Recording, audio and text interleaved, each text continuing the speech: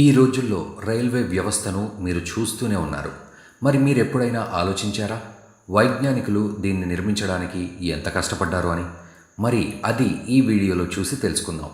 ఇప్పటి నుండి 225 ఏళ్ల క్రితం యూరోప్ యొక్క కొందరు శాస్త్రవేత్తలు ఎలాంటి వాహనాన్ని తయారు చేయాలి, దాన్ని గుర్రాలతో కాకుండా మెషిన్స్ ద్వారా నడపగలగాలి, ఆ దిశలోనే వారు ప్రయత్నాలు చేశారు.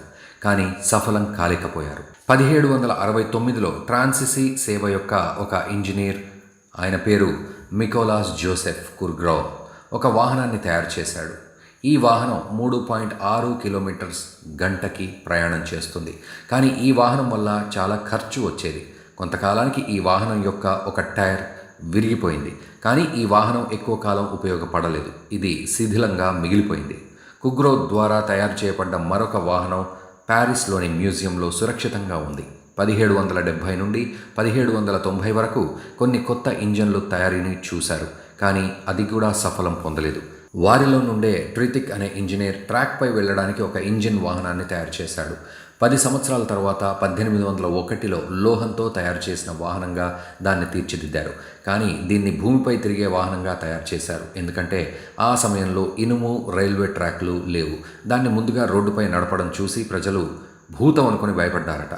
ఈ ప్రథమ ఇంజన్ వాహనం పేరు బఫింగ్ డెవిల్, అంటే చుక్ మనే దయ్యం అని పెట్టారంట. తన ఫ్రెండ్స్ ద్వారా దీన్ని ట్రాక్పై నడిపే ప్రయత్నాలు చేశాడు. కానీ కొంత దూరం వెళ్ళాక అది ఆగిపోయింది. దాన్ని దారిలో వదిలేసి ఒక రెస్టారెంట్లో తినడానికి వెళ్ళారు. ఆ సమయంలో వేడి వల్ల ఇంజన్ పేలి అందులో మంటలు చెలరేగాయి. ఈ విధంగా ఇది అంతరించిపోయింది. ట్రిత్విక్ తన విశ్వాసాన్ని కోల్పోలేదు. 1803లో తిరిగి మరొక వాహనాన్ని తయారు చేశాడు. దాన్ని లండన్ వరకు తీసుకెళ్లాడు. భూమిపై ప్రయాణం చేసి వెళ్ళడం వల్ల ఇంజిన్ మళ్లీ పాడైంది. దాంతో ఈ ఇంజిన్ కలిగిన వాహనాన్ని రోడ్డుపై నడపరాదని అర్థం చేసుకున్నాడు. దాంతో ట్రాక్పై నడిచే మరొక ఇంజిన్ని తయారు చేశాడు. బండిని తయారు చేశాడు. కానీ దీని పరీక్ష ఎక్కడ చేయాలి అనే ఆలోచనలో పడ్డాడు. ఎందుకంటే ఈ బండిని పరీక్షించాలి అంటే చాలా దూరం వరకు పట్టాలు వేసి ఉండాలి. దానికోసం చాలా ప్రయత్నించాడు. సౌత్ బెల్స్లో గుర్రంతో లాక్కెళ్తూ ట్రాక్పై నడిచే వాహనం ఉందని తెలుసుకున్నాడు. అతనితో మాట్లాడి తన వాహనం పరీక్షించేందుకు అనుమతి పొందాడు. అందరూ ఆ వాహనాన్ని చూడడానికి సిద్ధంగా ఉన్నారు. ట్రితిక్ స్వయంగా ఆ వాహనాన్ని నడుపుతున్నాడు. ఈ డబ్బాలతో కూడిన వాహనం 10 మైళ్ళ యాత్ర 70 మంది ప్రయాణికులతో 2 గంటల్లో పూర్తి చేసింది. ఈ విధంగా తన ఈ వాహనం దేశం యొక్క మొదటి రైల్వే వాహనంగా తయారైంది.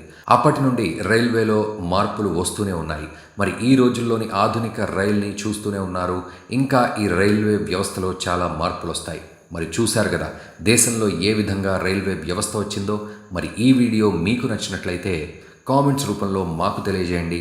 మరిన్ని అప్డేట్స్ కోసం please like, share and subscribe our channel.